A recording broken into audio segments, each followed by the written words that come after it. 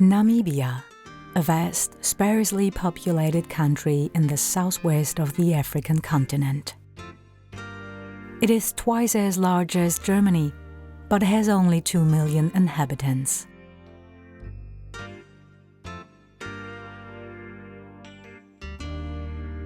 Namibia is a piece of German history. Only 30 years took the period of the German colony at the end of the 19th century, but the past and the German language are still alive everywhere.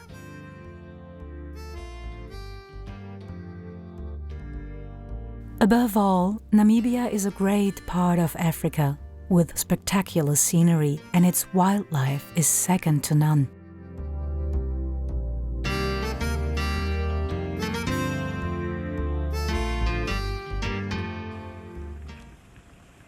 It's nearly a 10-hour flight from the German summer to the southwest African winter.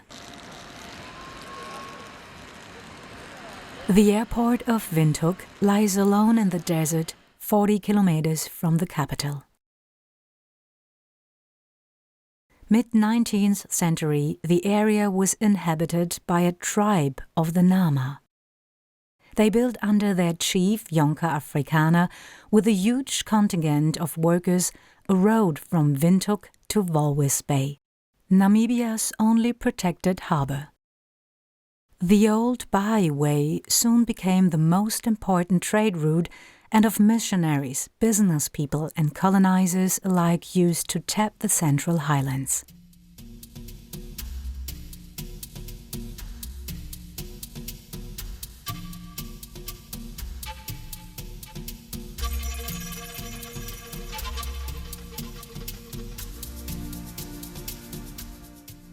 The first witness of the colonial past is left by the wayside.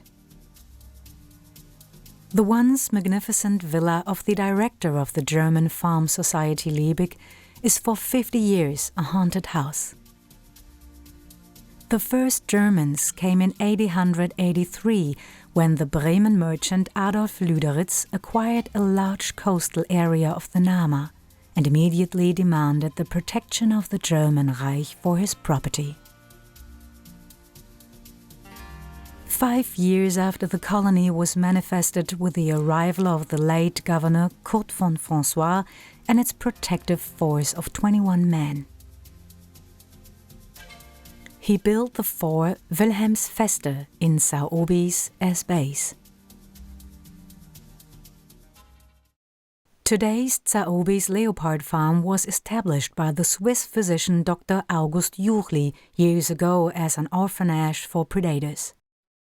The kids of yesterday have grown up and had to change their playroom in the living room to places on the large farm paddocks. Shortly after our stay there, the farm was sadly closed.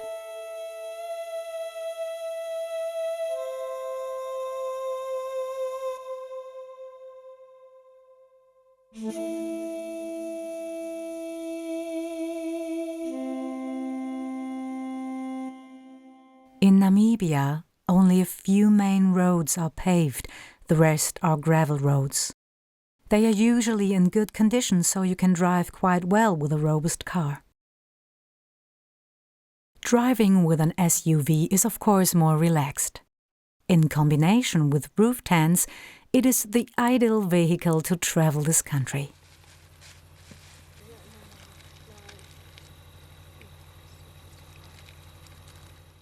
The animals in Namibia have consistently different dimensions than ours in Europe.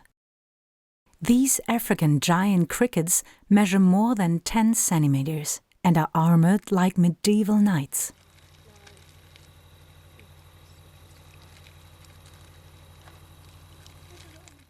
In addition to the nature, Namibia's wealth lies in its mineral resources. In the summer of '98, a train mate found the first diamond. This led to a treasure hunt of unimaginable proportions. The reduction was simple. The stones only had to be picked up from the ground. Gems for less budget can be found within 50 kilometers at the little town of Karibib on the paved main road from Windhoek to Swakopmund.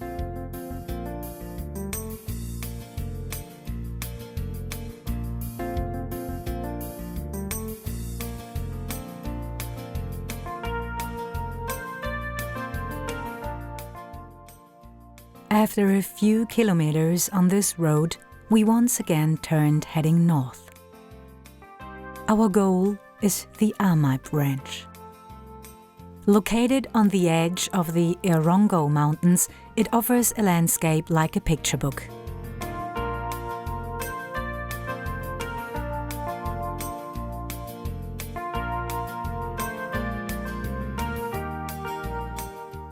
Huge sanded granite balls are scattered around the grounds.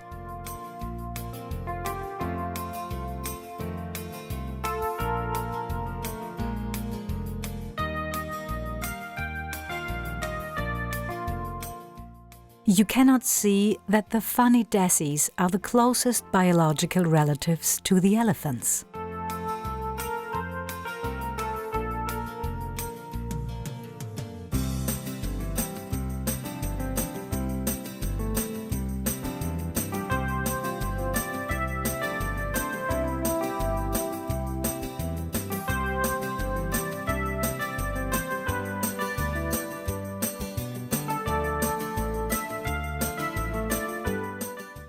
In the evening at the campsite, there are onlookers to touch. Nicht mit mir, komm. Warte mal, nicht mit mir.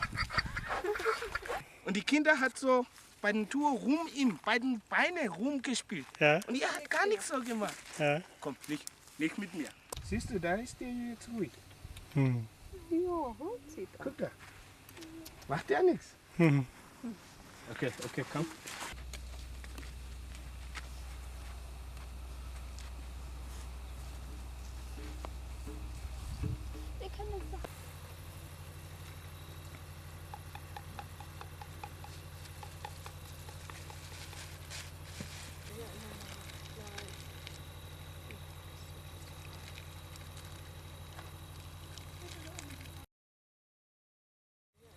The next morning, the daily dozen has to be done. The owners of the ranch have created a via ferrata at the so-called Elephant's Head, on which we climb towards the summit.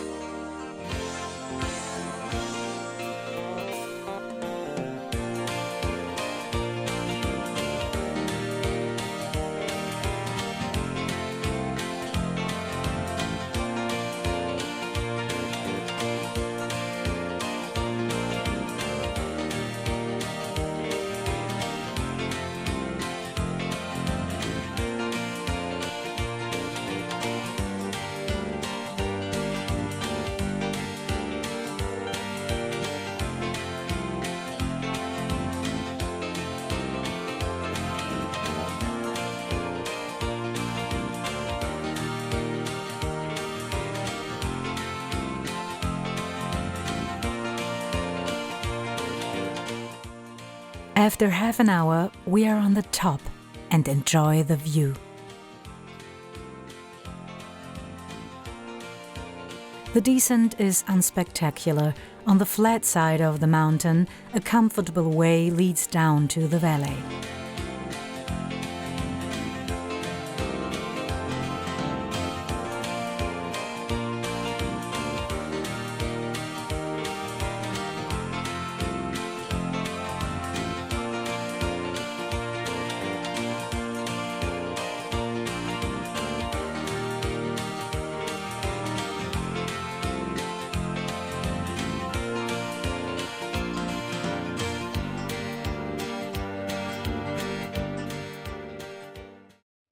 Below, surprisingly, we found ourselves in an open-air museum.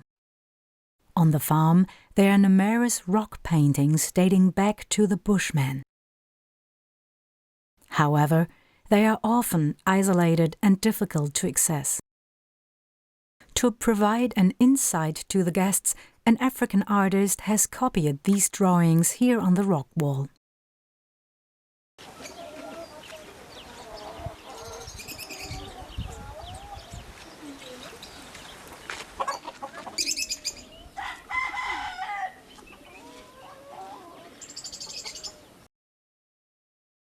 The Namibian farms convey at first glance a touch of large estates. In fact, they usually have an extension as a German county. This quantity is, however, vital to a farm in the arid plains of Africa. Because of the barren soil and lack of water, there's not much food for the animals.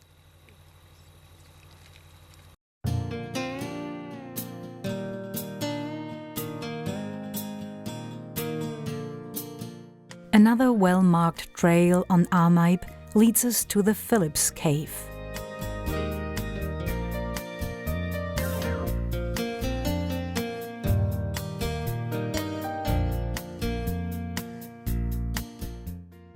They are original rock paintings, signed and sealed.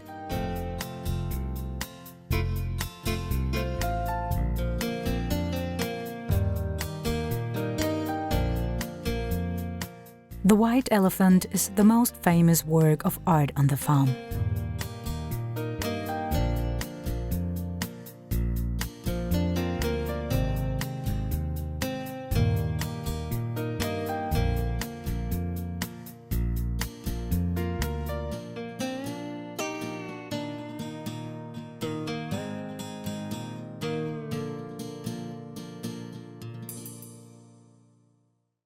Across the villages Omaruru and Otjiwarongo, we return to the central plateau.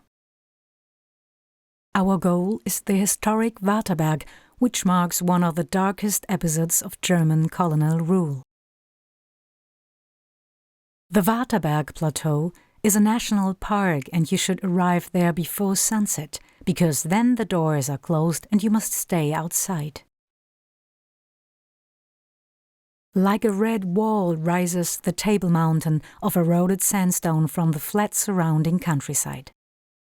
Around the camp are several small hikes. However, most impressive is the climb to the plateau.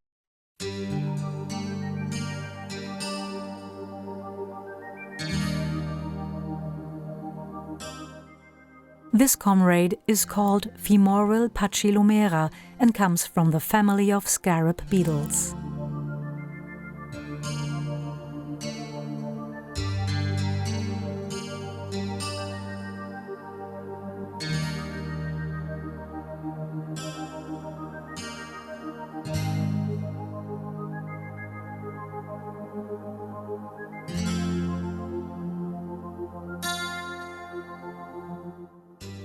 The stony lane leads along the rock walls.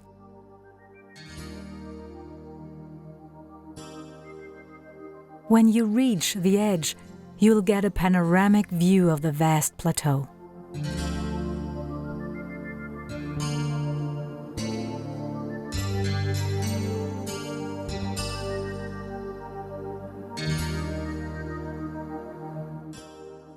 In the camp, other visitors has arrived. The duiker is one of the smallest antelopes in Africa. They are just as high as our knees.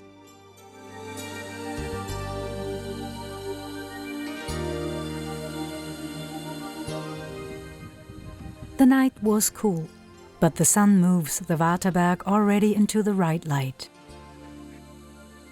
For a first warm-up, a treetop is the right place.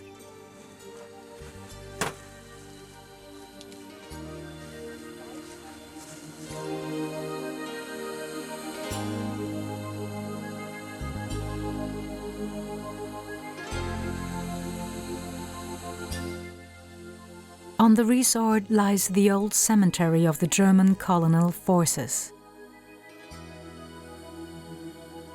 In January 1994, the Nama and the Hereros stood up against the permanent penetration of the colonists. 6 months later, the uprising was bloodily suppressed at the Battle of Waterberg. The surviving Herero and their families have been pushed into the waterless desert Omaheke by the protection force. There, the majority of the 75,000 Hereros died of thirst.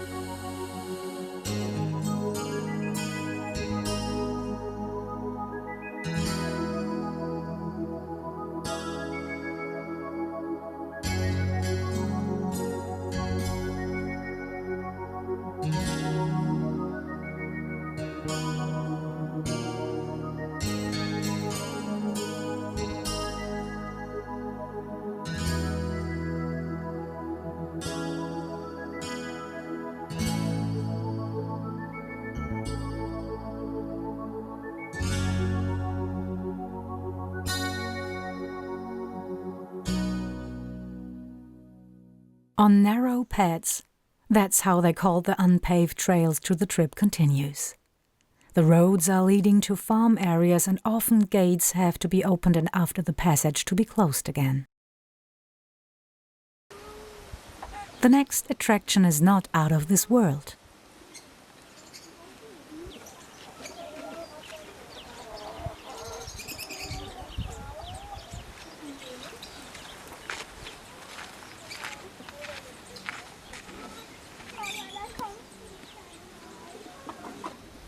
We are facing the largest meteorite found on Earth. The 50-ton boulder was discovered in 1920 while plowing on the Hobart farm and exposed and described by the scientist Jacobus Hermanus Britz. In 1955 it was declared a national monument. Meanwhile, the area is fenced and the boulder protected from souvenir hunters. The little picnic area on the side is a good point to have lunch before the journey continues towards Otjikoto Lake.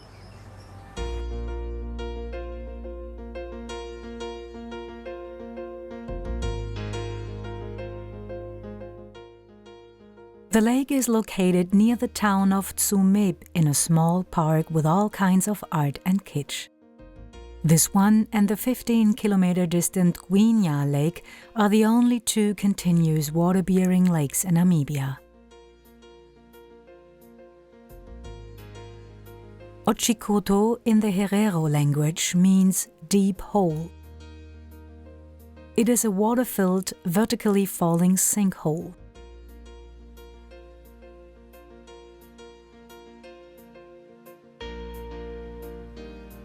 During the First World War, the German colonial forces sank various arms in the 76-meter-deep lake, which have not yet been recovered.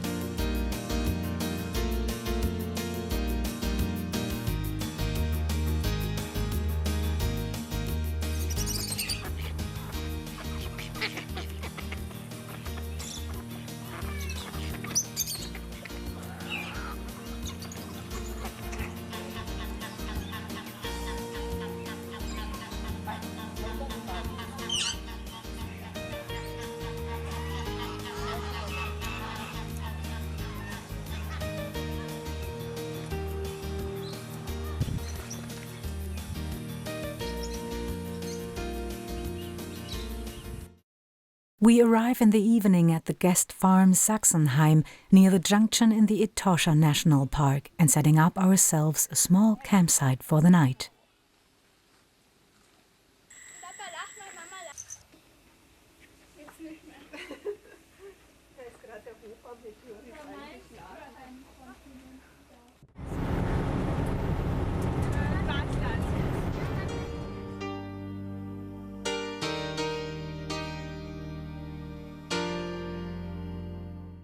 The Etosha National Park is definitely a highlight of any trip to Namibia. It has an area of the size of Hesse and surrounds a 5,000-kilometer salt pan. The name comes from the Oshiwambo language and means Great White Place.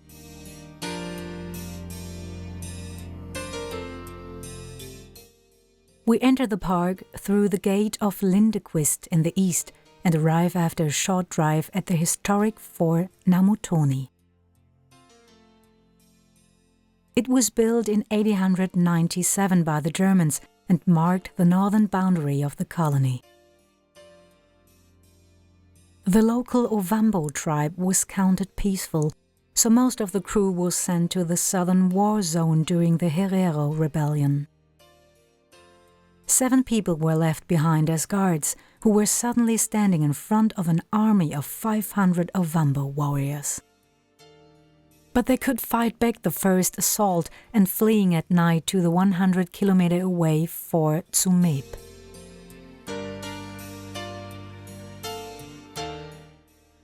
With the establishment of the national park, the dilapidated fort was rebuilt and was used by the park authority since 1957.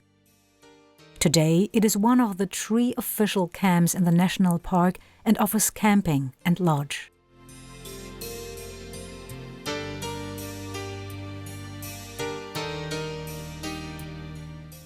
Who does not feel for safari only has to sit by the local waterhole and to wait until the fauna of Africa appears. For example, oryx, the heraldic animals of Namibia.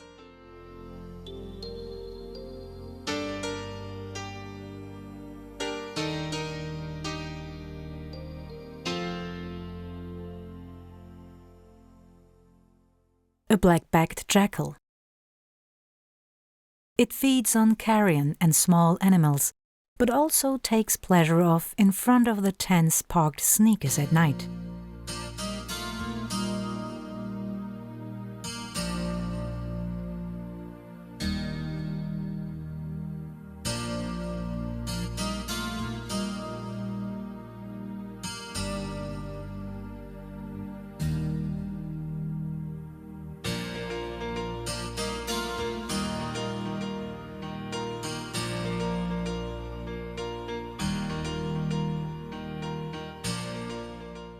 The wildebeest is part of the hartebeest and a common steppe inhabitant.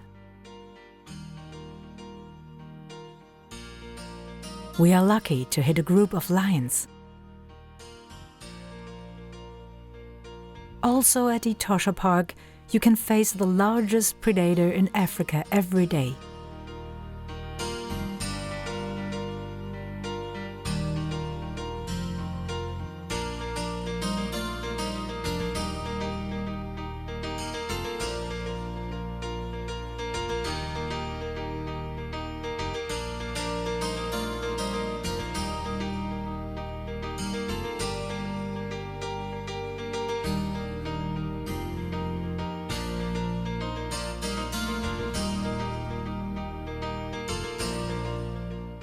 However, the plain zebras are present in large numbers in the park.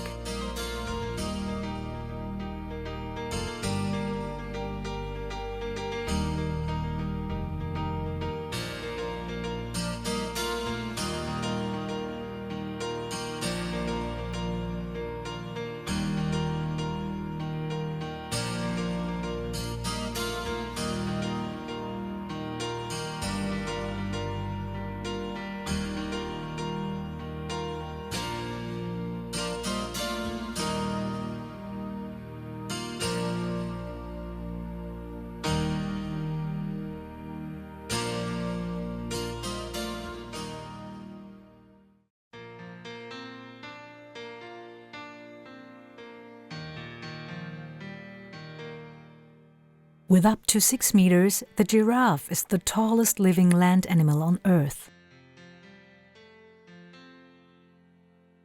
Her neck is unusually long, but has only 7 cervicals as usual in mammals. It allows them to get through the fresh leaves in the canopy of acacia trees. They are pulling the leaves with their 50-centimeter long tongue from the branches.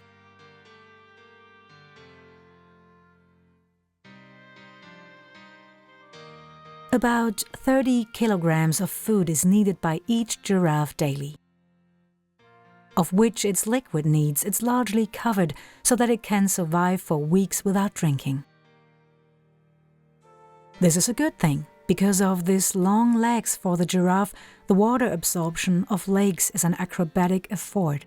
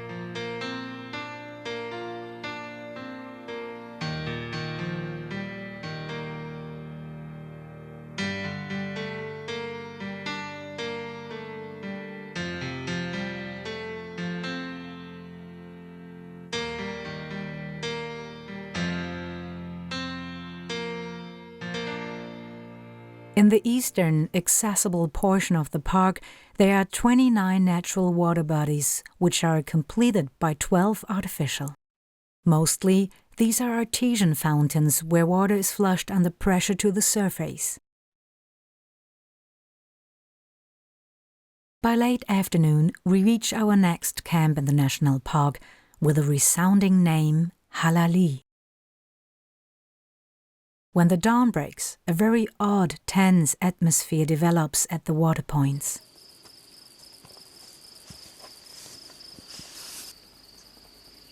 You can feel the silence.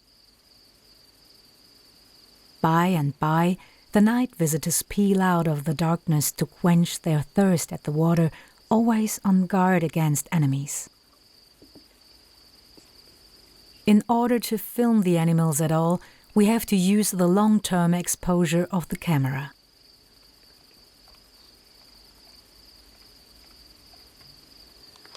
A black rhino.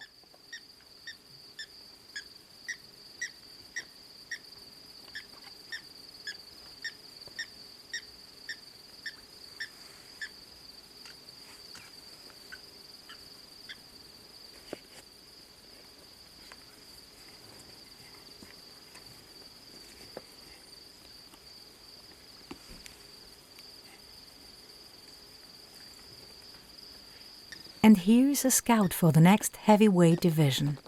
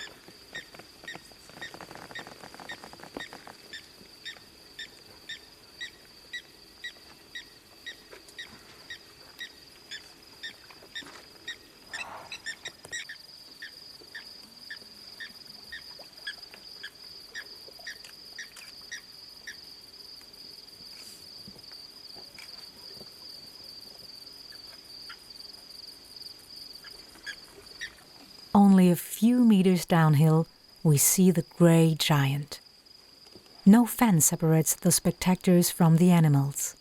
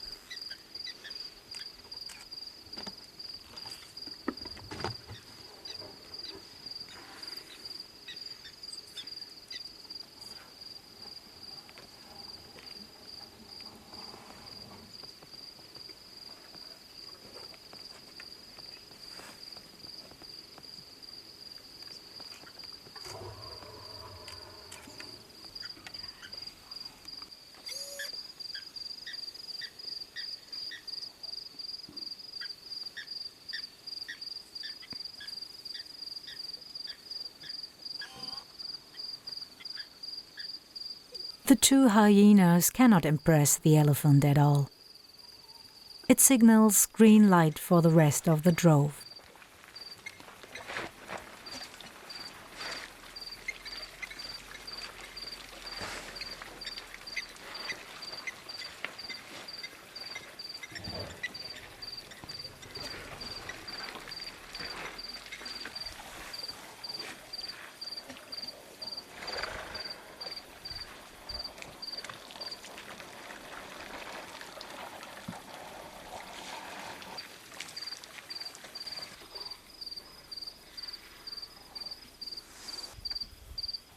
Later arrives a lone bull who obviously has nothing to do with the extended family.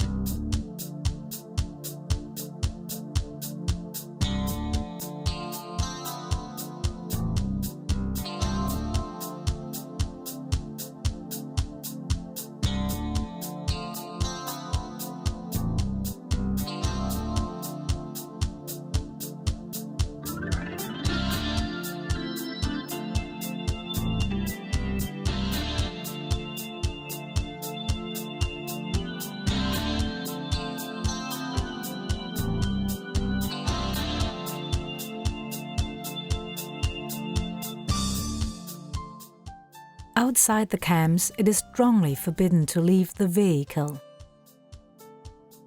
An exception is made only for the few rest areas, which are usually protected by a fence. Here you can picnic or discharge urgent needs. Although this toilet is quite classy.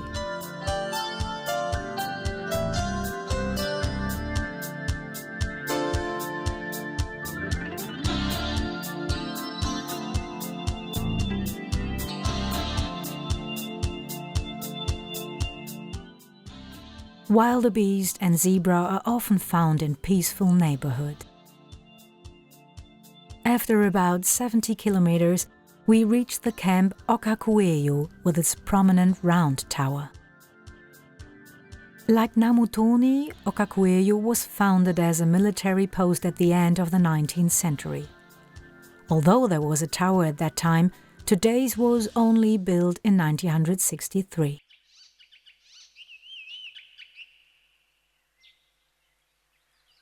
From the bungalows you have a good view of the standpost where's the hustle and bustle.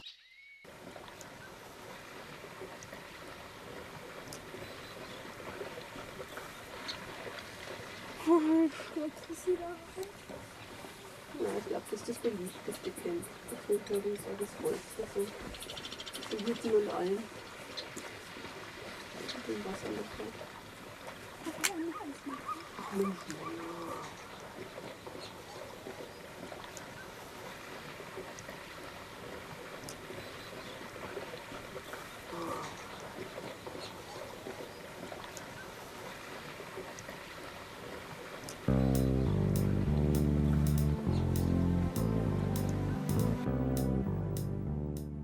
The chipmunks speculate on food and do not show fear of the guests.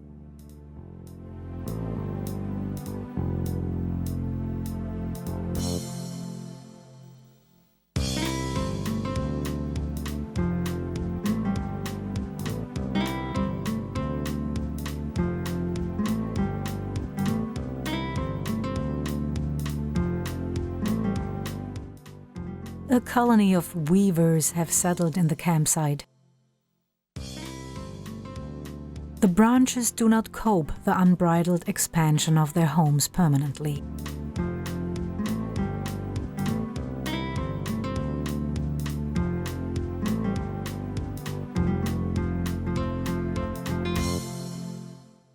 The Kori bustard reaches a height of 1 meter and 30 and weighs 5 to 19 kilograms. This makes it the largest and heaviest flying bird in Africa.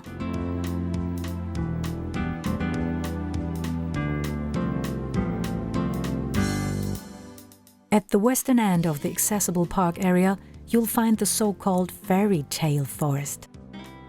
The moringa trees, however, do appear more spooky than fabulous.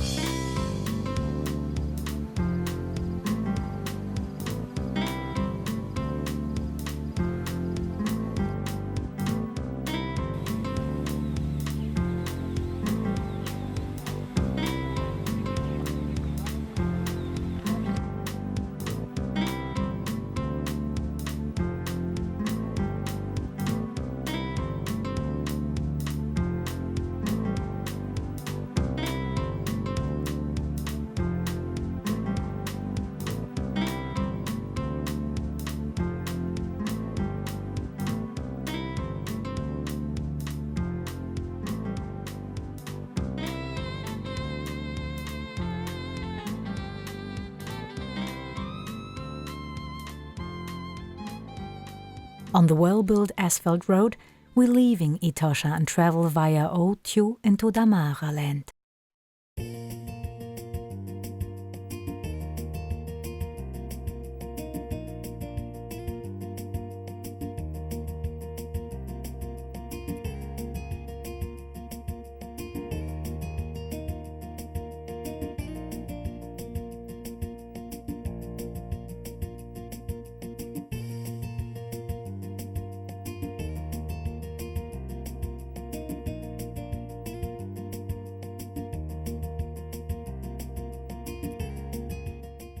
The dry rivers in Namibia, which only carry water from time to time, are called riviere.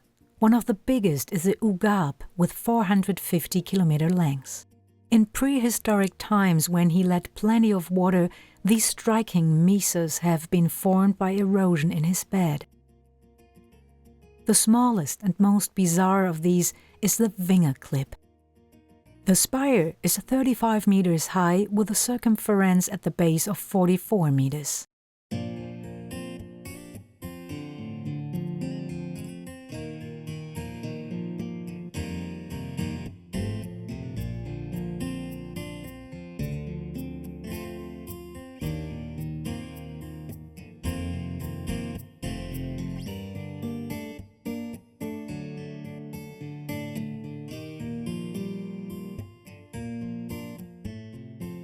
Within visible range, there is an oasis in the desert, the Vingerklip Lodge.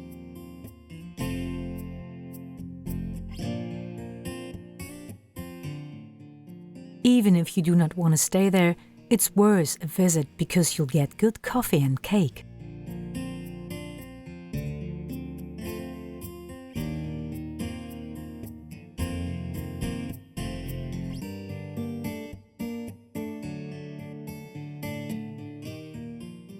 West of Korixas, the last significant place for the next 470 kilometers, begins the petrified forest. The wild, scattered trees were washed by rivers into this area 300 million years ago. Buried under sand airtight, due to the penetration of silica, they have turned to stone over the time.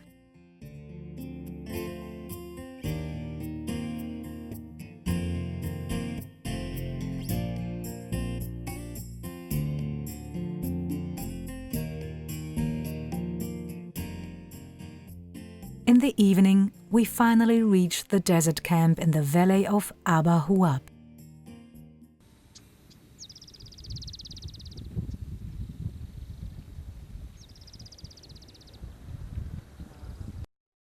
Before we continue our journey to the Skeleton Coast, we make a little trip to Zweifelfontein and to the Verbrandeberg.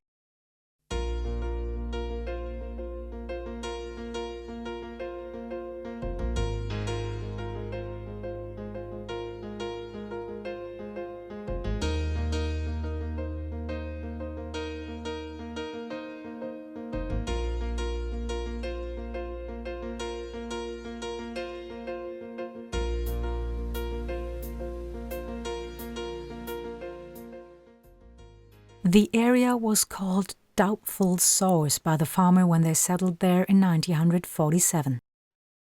Cause the local source of water supply was proven to be unreliable. Already in 1964, the farm operation was given up again. There remained only a few ruins of the buildings.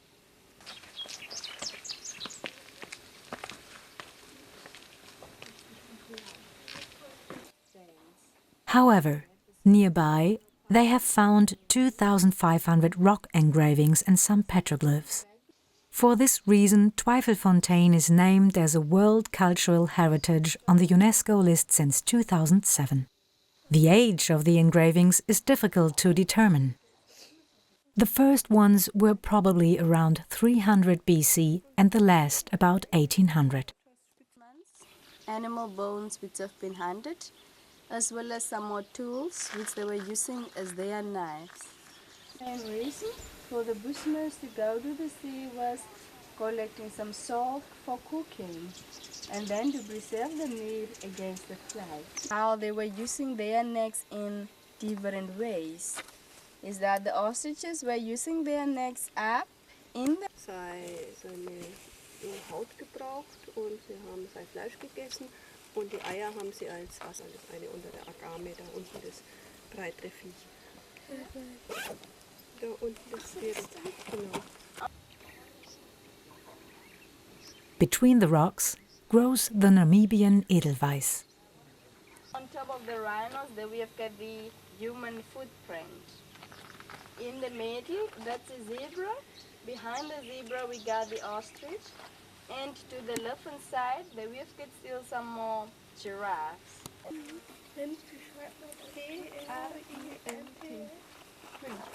Das macht mit dem Drucker, wenn sie dann. About 10 kilometers from Twyfelfontein are somewhat hidden the Organ Pipes. These are a 100 million year old basalt columns that reach a height of up to 5 meters.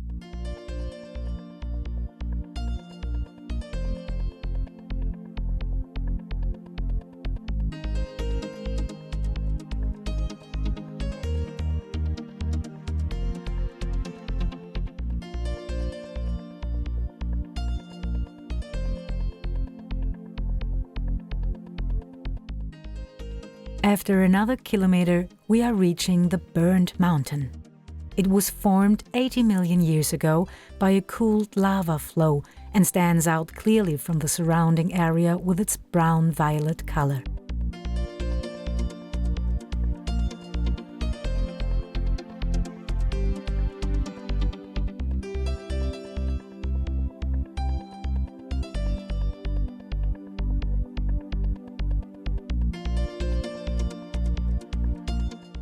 Through the wild, untouched landscape of the Damara land, we head towards the coastal plain.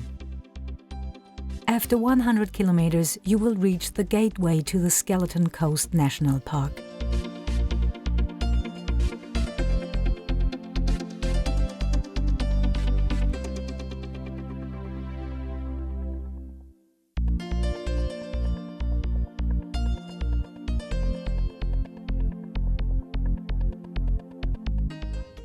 The Welwitschia mirabilis is the most famous plant in Namibia and can be up to 2,000 years old. Those who expect a village at Tora Bay at the Skeleton Coast will be disappointed. It is a lonely camp for avid anglers, which is open only in the local summer month of December and January. For the rest of the year, it is owned by the cormorants of the water tower.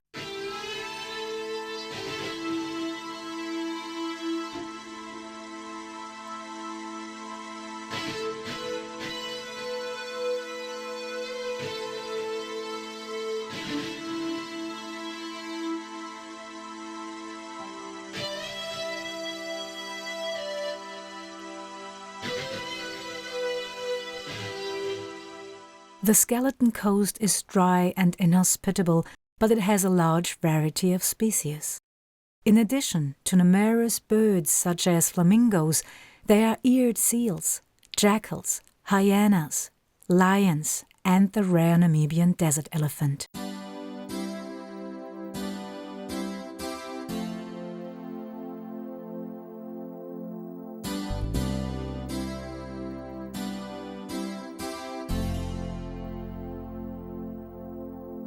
For sailors, this coast has always been notorious.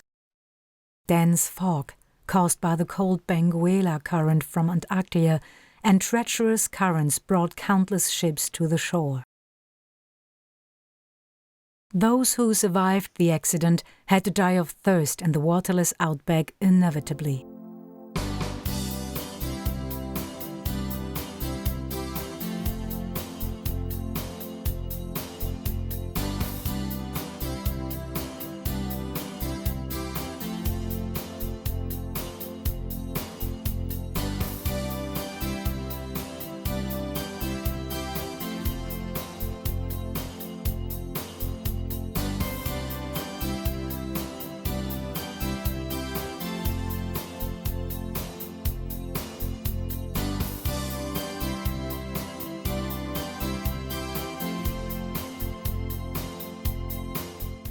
Through the picturesque gate, we leave the National Park Thous again.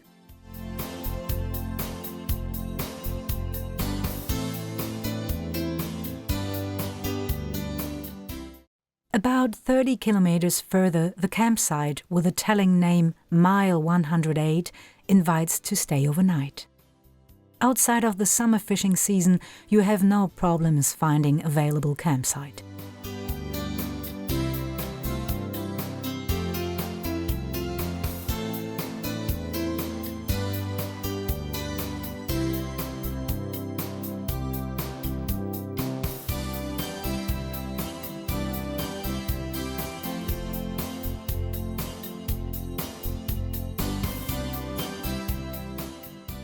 In January 1486, the Portuguese explorer Diogo Cao entered at Cape Cross, probably at the first European Namibia's coast.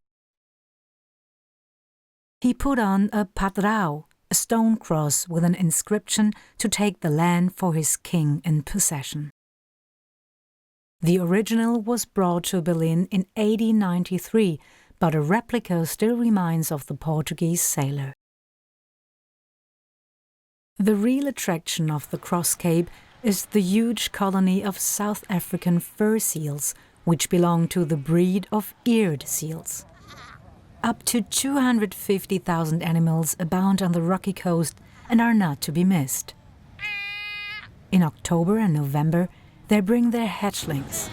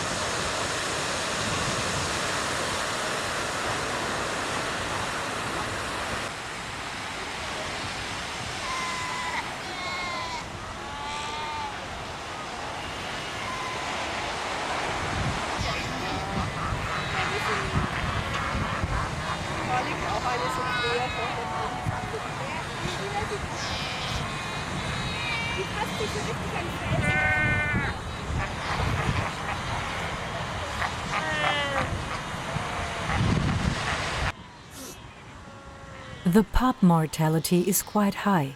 Among their enemies are especially hyenas and jackals.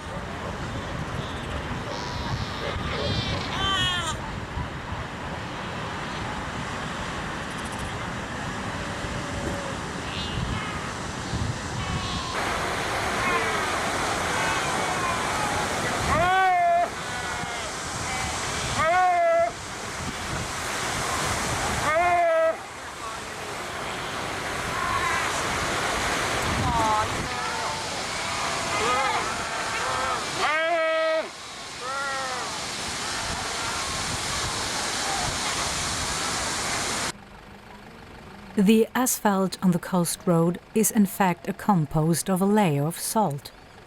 When it's foggy, it can be slippery. Salt pools are also found between road and beach, and if necessary, you can fill a small store here.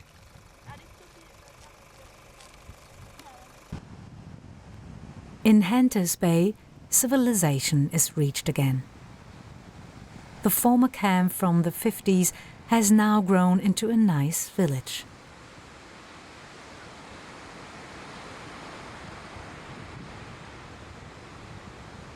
Now, there are only about 70 kilometers to Swakopmund, Namibia's main tourist destination.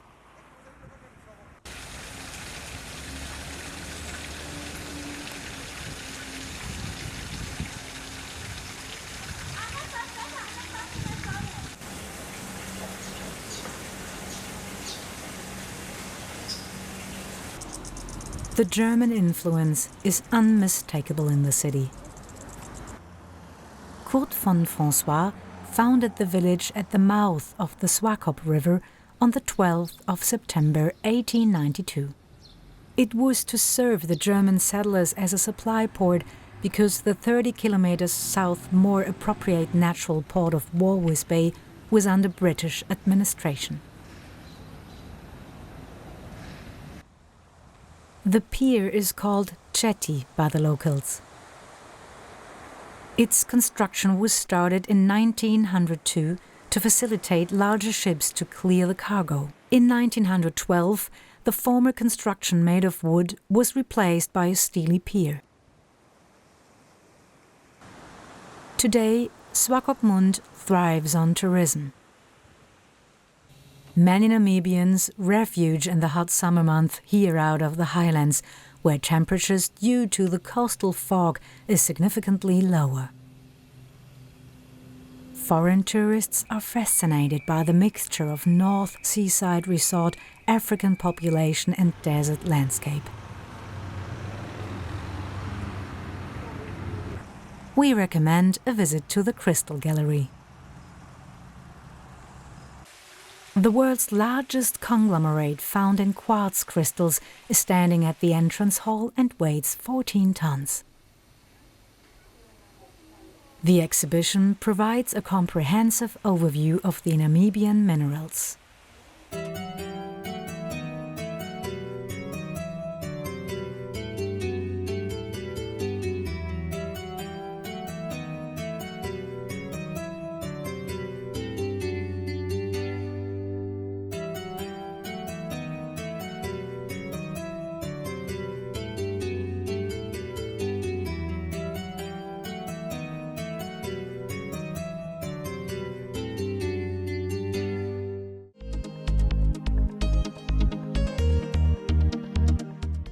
At Walvis Bay, we leave the coast and drive to the Namib Naukluft Park.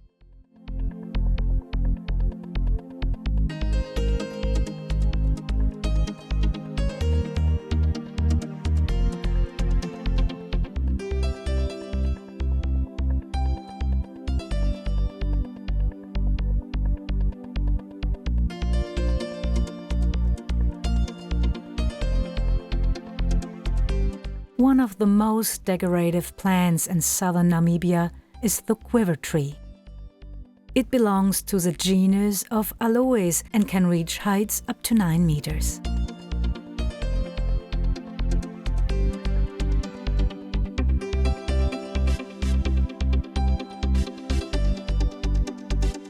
The yellow bark is paper thin and let the trees glows in the twilight. The Bushmen are using the hollow branches as quivers, hence the name.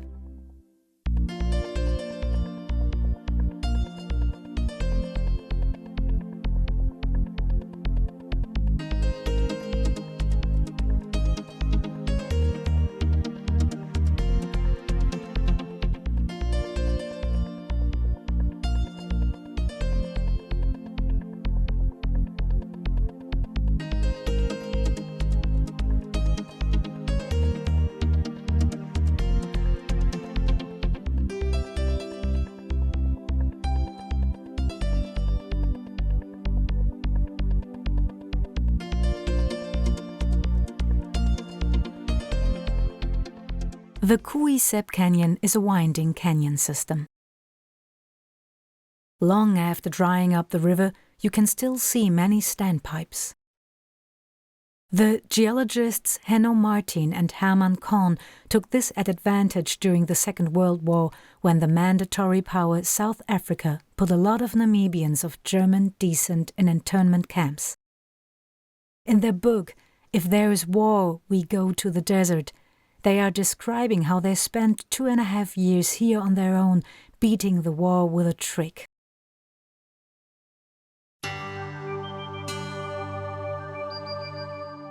In the riverbed of the Kuisep, we meet old friends. Apparently, the giant crickets are assessed cannibalistic and eat their own kind who went to the dogs. A little vicious circle, because many are overtaken by the same fate. Perhaps a vegetarian diet might be a better choice.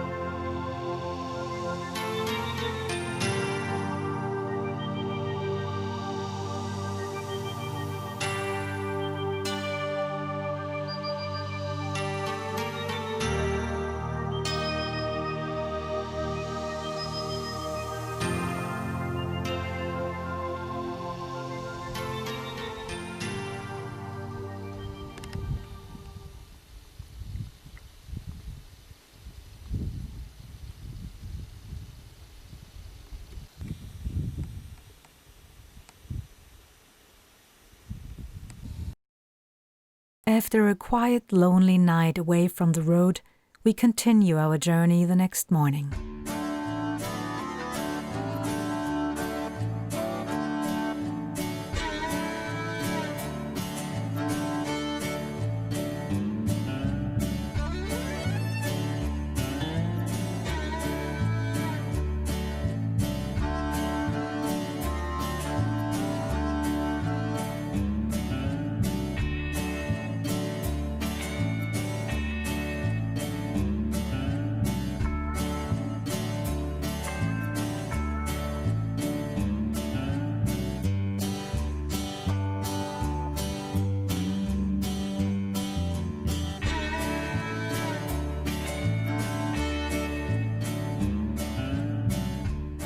The passes in Namibia do not necessarily lead to the mountain range.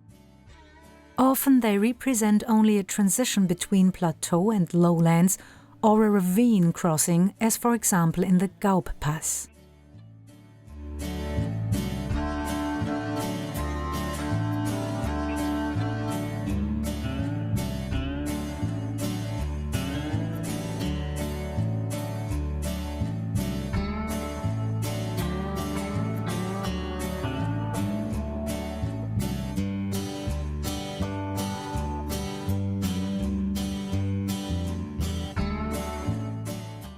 After 220 kilometers from Walvis Bay through the desert, we are getting back to a village, if you would like to call the gas station of Solitaire a village.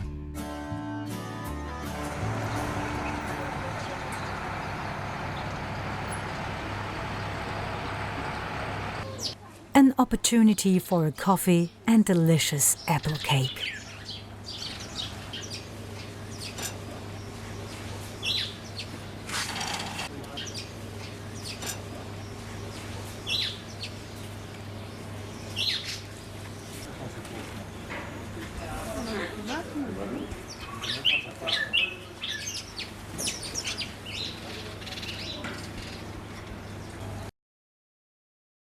Sesriem Canyon is up to 30 meters deep, but sometimes only 2 meters wide from above. It is difficult to realize.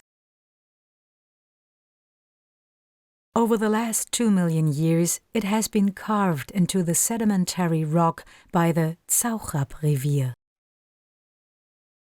Down below, there is a permanent water source. Sesriem is Afrikaans and means 6 belts that the settlers had to tie together to draw water from the canyon by the time.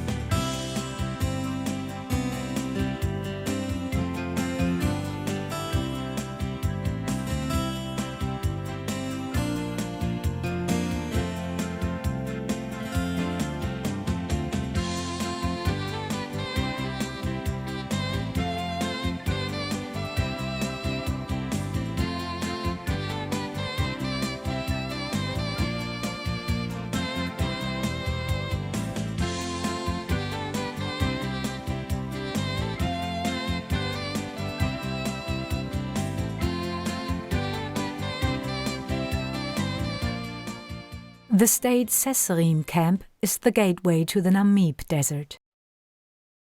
Because of the difficult water supply, there are only 25 places.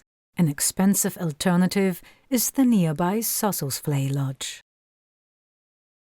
The afternoon is the best time for a tour into the Namib, as the red dunes glow in the morning and evening hours at its best.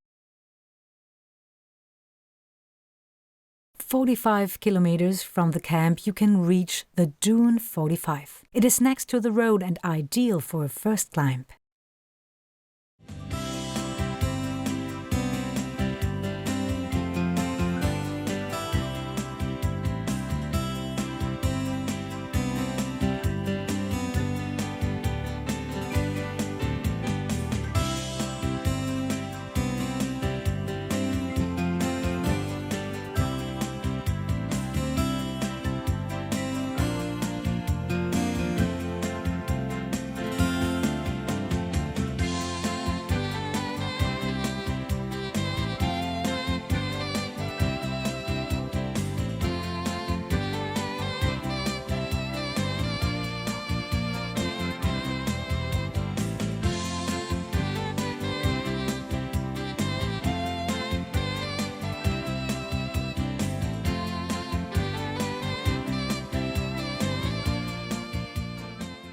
The outer gate to the Sesriem camp is the national park closes at sunset.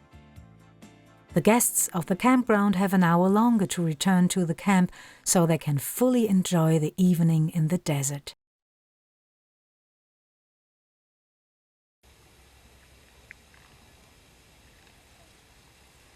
A morning at a sold-out camping in Namibia.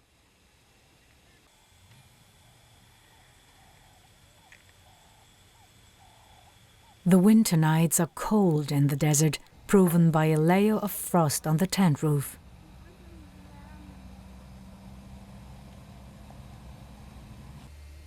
In contrast, the Elim dune near the campsite shines in the warm light of the morning sun in all colors.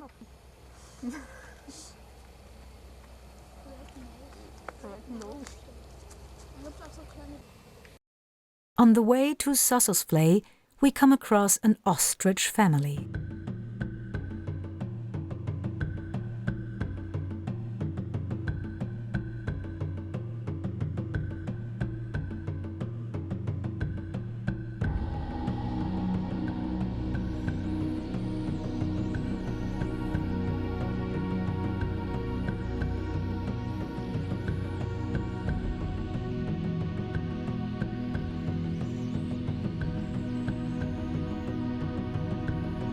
The well-maintained asphalt road follows the Tsauschab dry river, whose course is occasionally marked by trees.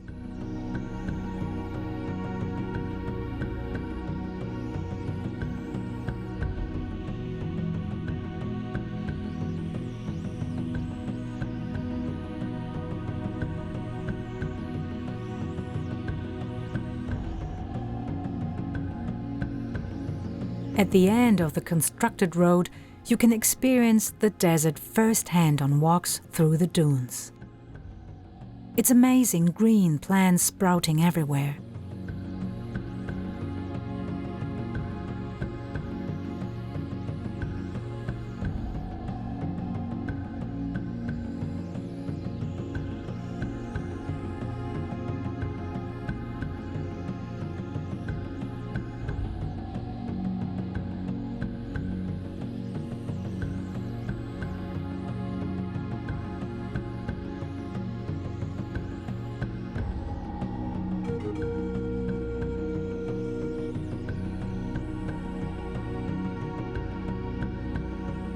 Our footprints in the sand are obliterated in a short time by the constantly blowing wind.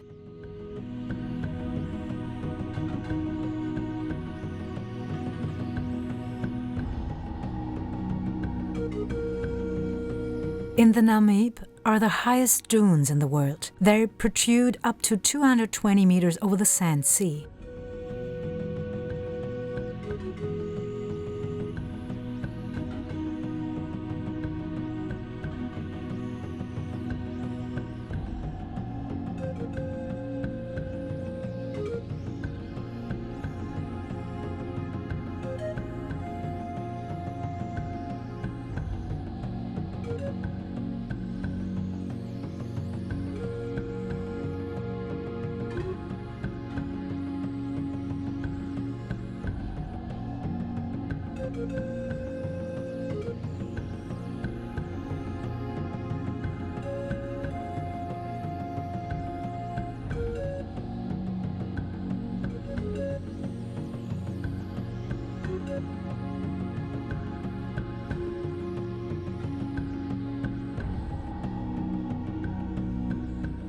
Normal passenger cars cannot handle the last 4 kilometers from the end of the paved road to the place.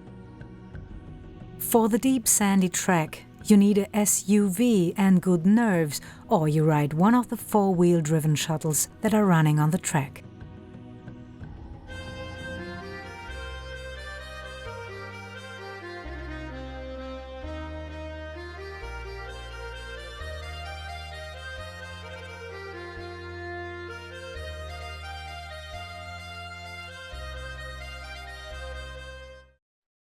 The flays in the Namib are salt clay pans, which came to existence by the silting of the river Tsaushab.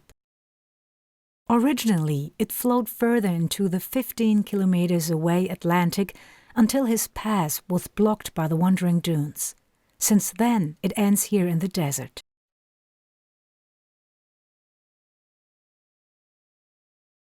Even the dead flay can't be reached by the Tsaushab now. Because of the drought, the dead trees are degenerating very slowly.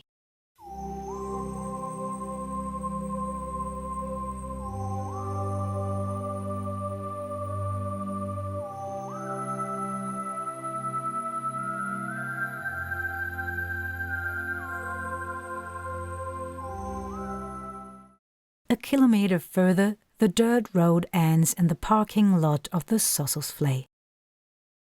And here we are getting a big surprise. A lake in the desert, 65 kilometers from the nearest waterhole. This natural phenomenon occurs on average only every 10 years after long and extensive rainfall, when the Tsaushab brings enough water to fill the Sossusvlei.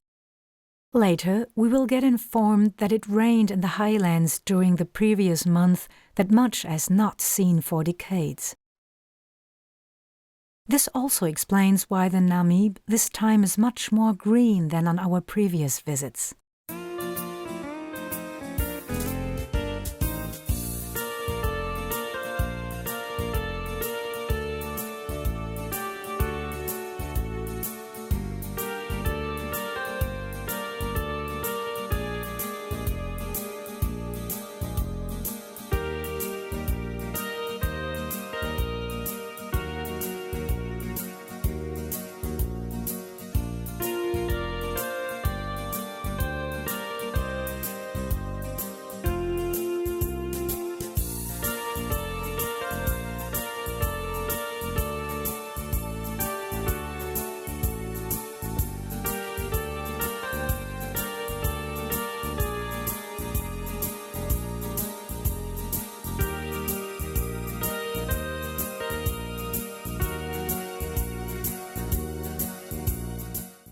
With up to 22% of gradient, the Spitshoogtepass is one of the steepest in Namibia. Because it's a gravel road, you should drive the east-west direction down to the coastal plain only with good brakes and walking speed. The steepest section, however, has been diffused with asphalt by now.